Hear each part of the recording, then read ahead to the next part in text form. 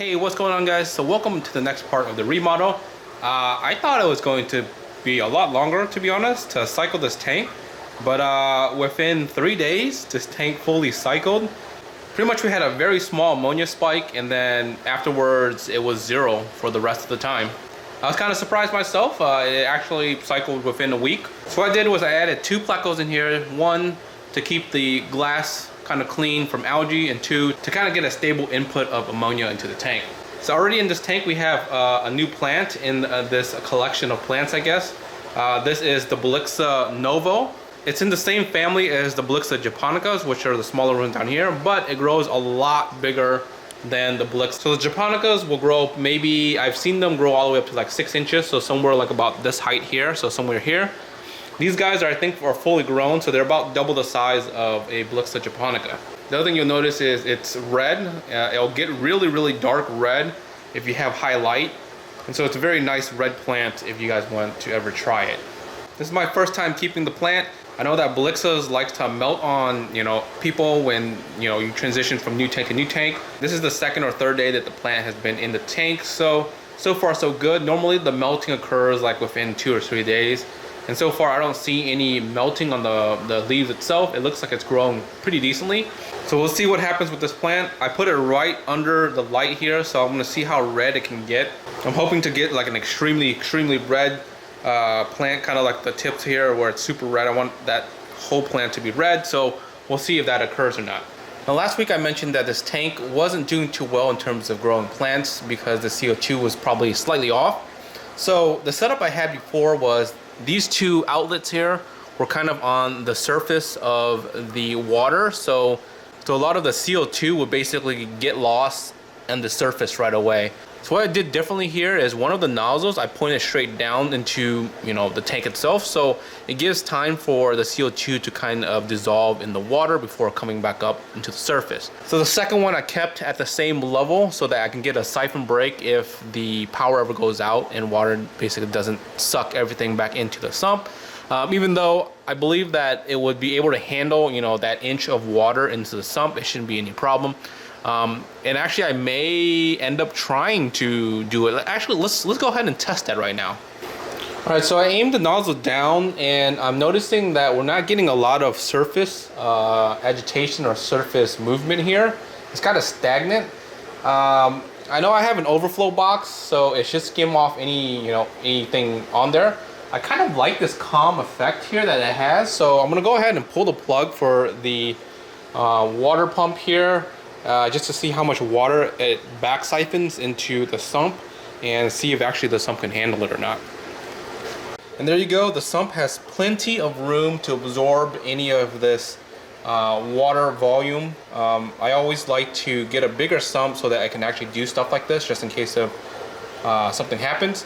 Again, if you aim the nozzle a little bit higher, it'll be less volume of water. I'm gonna go ahead and replug it.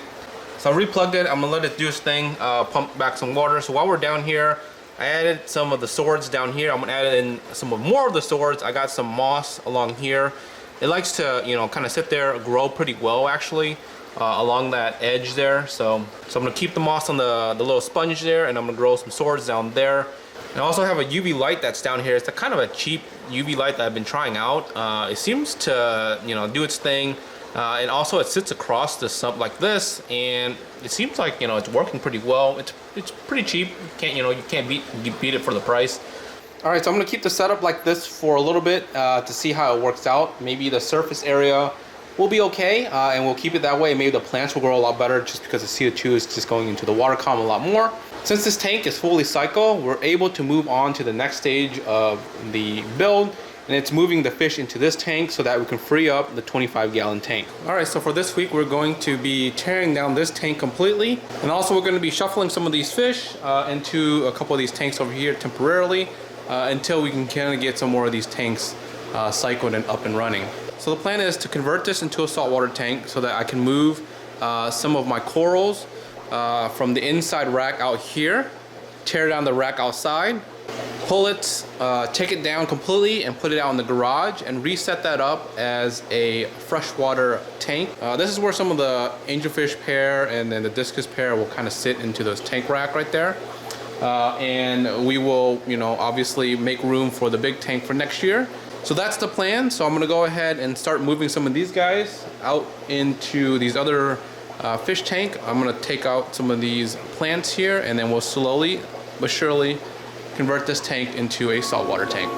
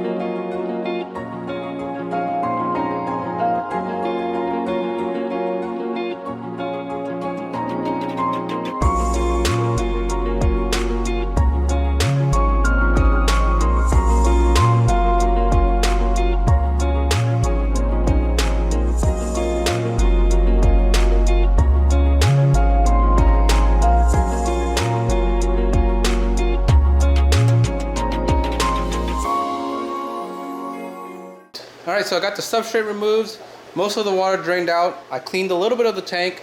I'm going to do the rest of the cleaning once I fill up the water again, maybe a couple times or whatever. It's kind of getting late today. I'll probably pick this up tomorrow. So I'll see you tomorrow, guys. Okay, so we're back the next day, and I got everything drained out for the most part, as much as I could.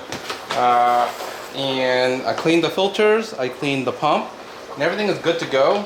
This is going to be set up with sand. All the other tanks inside are bare bottom. But decided, you know, let's go ahead and bring back the sand for this one at least. And we'll see how this plays out. I'm gonna put some fertilizer down here because the sand that I'm gonna be using doesn't really have, you know, nutrients or whatnot for the plants. I'm gonna have this as a semi macroalgae tank as well, kind of like in the first, you know, build that I had with this tank. So I'm gonna do that. The sump is not gonna have any sand, so we'll keep it that way. All right, so the first thing I'm gonna add is some Miracle Mud. I had basically this laying around, so I'm gonna go ahead and put some of this in here first. I'm not sure I'm gonna use all of it or not. I might save half of it or something like that. I'm just gonna use the rest of it just because whatever. I don't have any plans on using any other substrate for other tanks, so whatever, we'll just go ahead and just use all of it. And then finally, we got some Carib Sea live sand here. I don't think this is going to be enough for one bag. I only bought one bag because I kind of just want to do a thin layer. I think that we may need to add some more sand in later. And if that's the case, we'll have to order another bag, but that's okay. Let's see what happens here. All right. Here we go.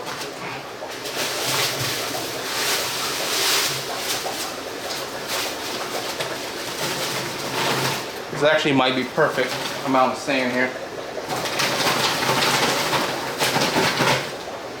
I just want a thin layer of sand, nothing too deep. 2 inches tops. Let's put this. Ooh, this is looking perfect.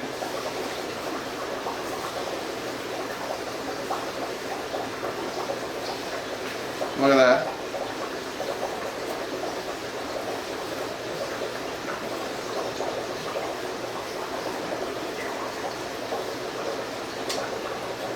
Wow, this is like perfect. This is like an inch.